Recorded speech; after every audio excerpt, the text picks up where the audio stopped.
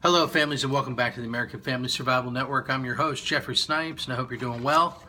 We have another excellent article for you here today from Kevin Michalowski of the United States Concealed Carry Association, our premier affiliate, helping you to become a responsible gun owner, as well as a well-insured and well-educated citizen and someone that's able to protect your family in time of need. So can you name the two most important gun safety practices? We can argue about gun safety all day.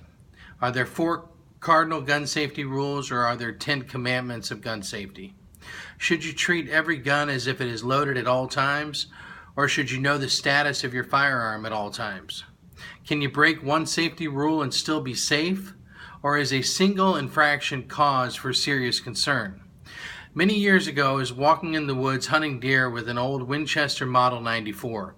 I had just gotten out of the truck, uncased the rifle, and was heading up the trail to meet some other hunters for a deer drive. My rifle was completely unloaded, but no one could have known that. It was also fully cocked.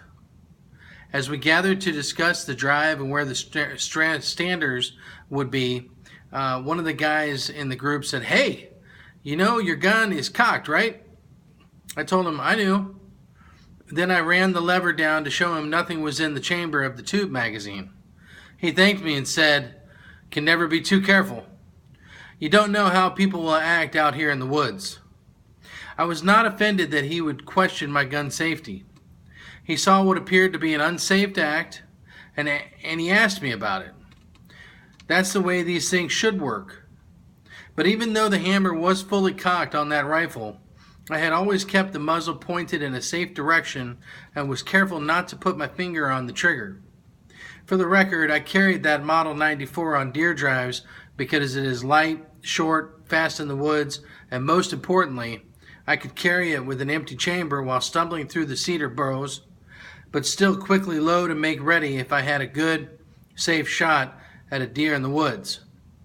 How does this apply to concealed carry, especially when we typically carry our defensive sidearm with a round in the chamber?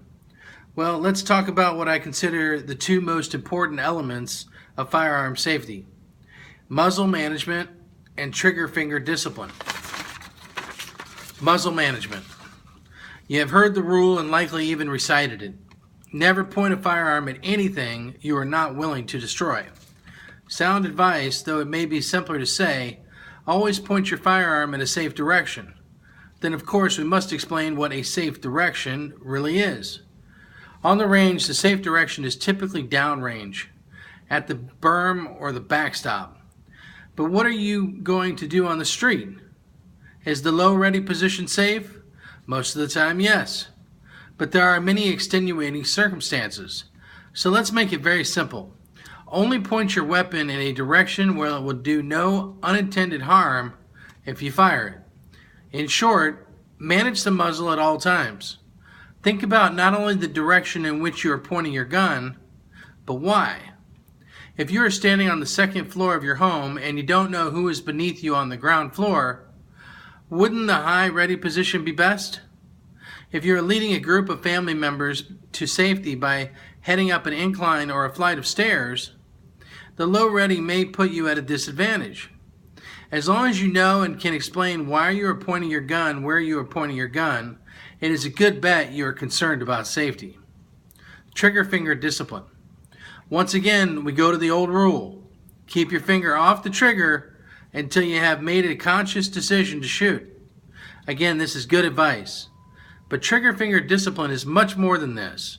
Not only should you keep your finger off the trigger until you are on target, you should also know how to operate your trigger effectively to keep your gun on target. You want to operate that trigger so that you add no additional movement to the muzzle as you fire. When you are done shooting, you may remove your finger from the trigger guard and assess as to whether or not you have to shoot again.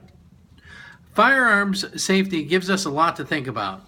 But if we can break it down into the simplest forms and terms and focus on the outcome we want, rounds on target, we can ensure that our bullets only go where we want them to go. Again, another excellent article from Kevin Michalowski over at the United States Concealed Carry Association, our premier affiliate at the American Family Survival Store. Folks, please go to the AmericanFamilySurvivalStore.com for all your family's emergency and survival needs. And please remember to always protect and safeguard your family. Prepare for the worst, but hope for the best. Fear not, and God bless. Thank you so much. Have a great day.